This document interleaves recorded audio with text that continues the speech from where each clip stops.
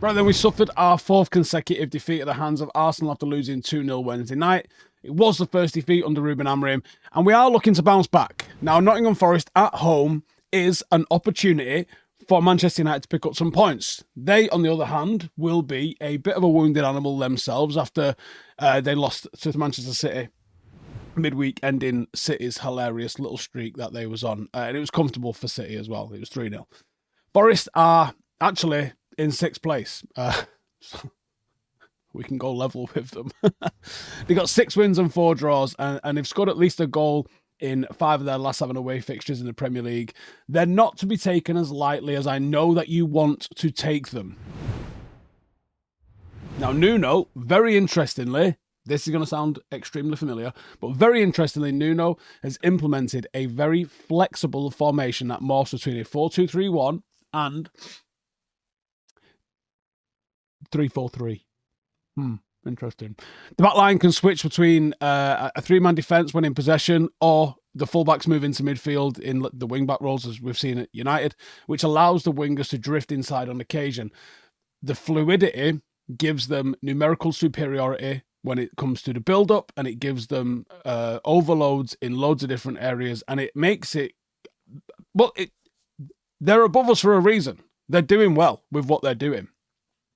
They do not usually press high, but they go for like a bit of a mid-block that drops into a bit of a low block at times. They're going to look to regain possession in areas where they can look to counter-attack and use the pace that they've undoubtedly got on the break. They are going to try and set pressing traps once you enter their half to try and pounce and then break forward. And Nuno's kind of always been known for this, but like Forest under him have got one of the best counters in the Premier League, and they utilise the likes of Elanga, Hudson-Odoi, as well as Gibbs-White on the break, and they are very, very good at it. For them, the wide players are absolutely pivotal, not just for the width, but for cutting in and scoring. They've got Chris Wood, who people like to take the piss out of sometimes. So I don't know why, because he's decent, you know what I mean? He can do a serviceable job. Forest have had a great start to the season under him, and it's a testament to the blend of the structure when it comes to defending and just being absolutely aggressive on the counter-attack. And they're dangerous. And when they come to Old Trafford, they're going to sit on and hit us on the counter from that shape. And as we saw against Arsenal the other night, this shape is very, very capable of frustrating. The difference between what I think Forest have got and Manchester United don't have at the moment is that we don't have a counter-attacking threat. On paper, we should do, but in reality, we don't. And that's something that Amorim's got to figure out. Forest do, and they will be very, very effective in that shape on the counter. So, as much as we all think Nottingham Forest at home, cool, bring it on, and you should, you've also got to be like, not as easy as you think it's going to be, but certainly one that we can get over the line, in my opinion. Star man, I think, for Forest is going to be Hudson-Odoi. I think a little bit like Ndiaye last week, he carries it real strong on the transition, and he's going to stand out doing that. When he's on song, he's got genuine match-winning ability. He's quality 1v1, and he's capable of scoring anywhere within 25 yards. He hits it nice. He hits it clean. You got to contain him. You got to contain the entire forward line, to be honest, because they can hurt you, especially with the pace. For United, the 11 I've gone with, I've got a couple of options in this. There's probably 9 players that I'm certain are going to play, and I'll explain why I think they're all certain to play. And then there's 2 positions that I think have to be considered. I'll explain the consideration for those. So, right, the defence, Martinez, De Ligt, Mazraoui, I will be shocked if it's not that. However, the more I think about the counters, and the more I saw how effective Leny Yoro was against Arsenal defending those wide channels, the more I think I really wouldn't mind seeing Leny Yoro. And if United lined up with the one player that I think has really struggled at the moment under Amorim, not the only one, but one that wasn't necessarily struggling before Amorim and has struggled since him, because there's players that have struggled the entire season. You know, Rashford for one of them. There's players that have struggled, but there's not really players that were good under Ten Hag, largely, and have kind of fell off since Amorim came in. There's a couple of players that might have gone the other way around. Dalot's that player. I wouldn't be mad at seeing Leny Yoro given a start if he's ready. Now, obviously, I don't know the situation there with Leny Yoro, but he probably is due to start soon. I thought he was so impressive that I think him going up against the likes of Alanga and Hudson-Odoi, I think makes so much sense. I would love to see him as the right side centre-half and move Mazraoui over to left wing-back. And I think we look really good across that back five then, from Diallo through Yoro, De Ligt, Martinez, Mazraoui. Oh, we would play out something disgusting with that. That would be brilliant. And I think that might be our best option at the moment as a back five.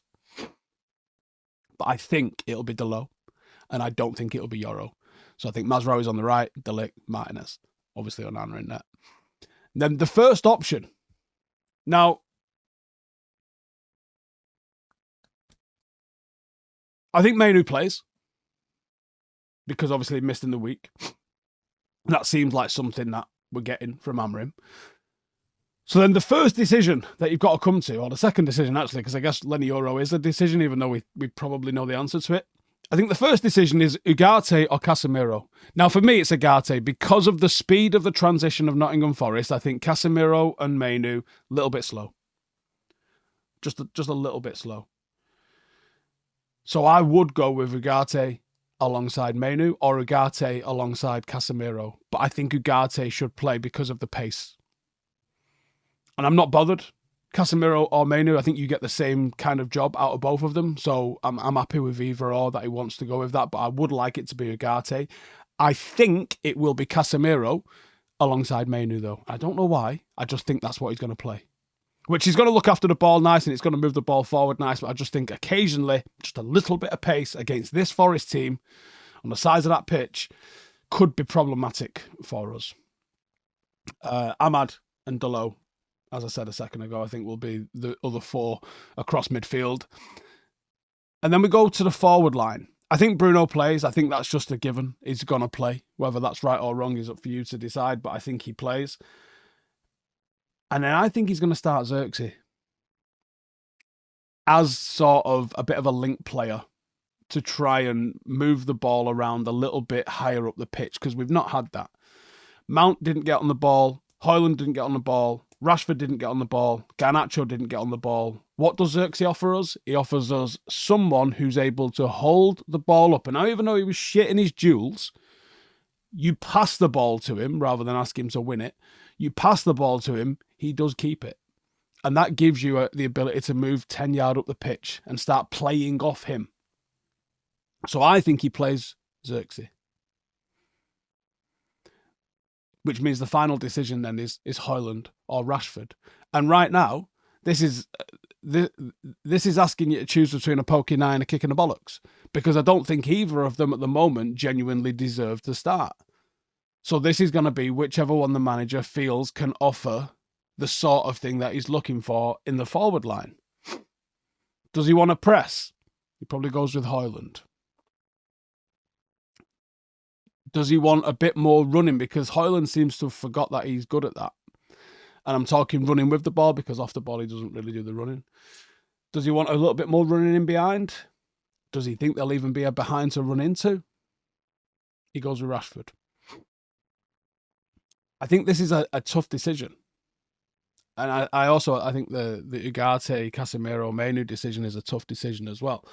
But do you know what's nice? Is the fact that we've got a little bit of options going into the game, where I'm not just sitting here and it's like the first 11 fit players come into the door, well, you lot are playing and good luck. I think Højlund was the first name I wrote down, and then I put / Rashford.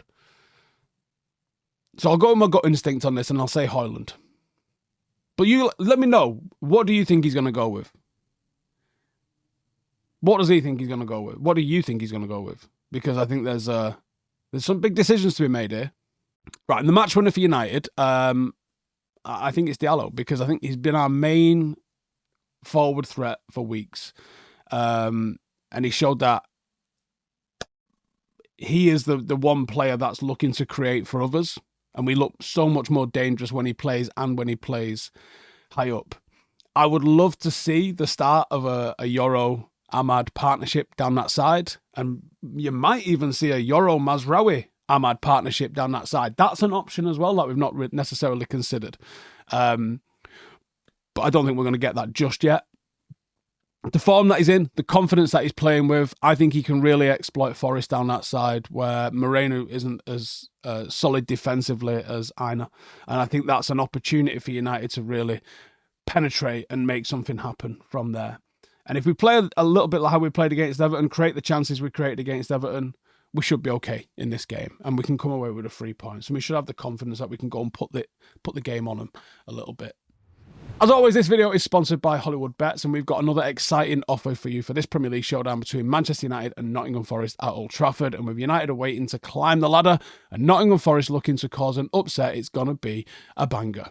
Here's what I'm going for this week. I'm going for Chris Wood to get over 0.5 shots in the 90 minutes. I'm going for Rasmus Højlund to get over 0.5 shots in the 90 minutes. I'm looking for over 2.5 goals, over 8.5 corners, and Alex Moreno to be carded. And that has been boosted from 22-1 to 26-1. So if you stick £10 bet on it, you're going to get £260 back. And if you'd like to claim this bet boost, then simply click the link in the description to get started. And if you're new to Hollywoodbets, create an account is quick, it is easy, and new customers can get additional offers. There are details for those in the description as well.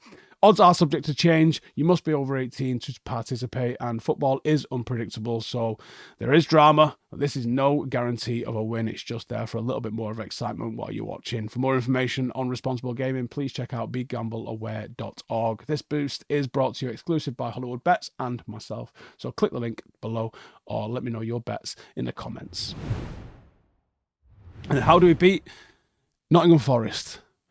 Shouldn't really be sitting here wondering how we beat Nottingham Forest, right? But, you know, this is reality and this is where we are. You got to contain them on the transition first and foremost. There will be times when they win the ball and they will literally be out there like a cannon. Alanga, Hudson-Odoi, Gibbs-White. So they're going to absolutely steam forward. So you need a lineup that's going to be able to cover the ground and match them for that sort of pace. Control the play with a purpose. Now, the last few weeks, United have had, it was a little bit slow against Everton and it was maybe a little bit deep against Arsenal, but there's been a level of composure and control with the ball. Keep that trend going. Being able to dictate the game from a possession standpoint is a positive. What we have to do then is start creating opportunities once we get into the final third. It's all right having all the possession, but you need chances and shots with that as well, which we didn't have against Arsenal, obviously. Just having possession without the purpose is a waste of time. You've got to be dangerous when you get it. So let's be dangerous with it because they are lethal on the counter. So it's one thing holding the ball for as long as possible. That's one way to defend. But you've also got to hurt them when you get the ball as well. Otherwise, there's no point in that. Anyway, that's how I see the game going for this week. Let me know your thoughts on how it's going to go and predictions for the game in the comments below. And I'll see you after it. Laters. Hey, thank you for watching the video. If you are new around these parts, then don't forget to subscribe. My channel is proudly supported by my community on Patreon. If you'd like to get a little bit of extra content, a Discord group, meetups, five-a-side games, weekly podcasts, behind the scenes, and even an occasional bit of transfer news as and when I get it, then for the price of a pint, you can show your appreciation for the content that we make and get some goodies for doing so as well. Check the link in the description or click the button right here. You'll also find all of my socials here too if you want to follow me on any of those platforms. Nice one.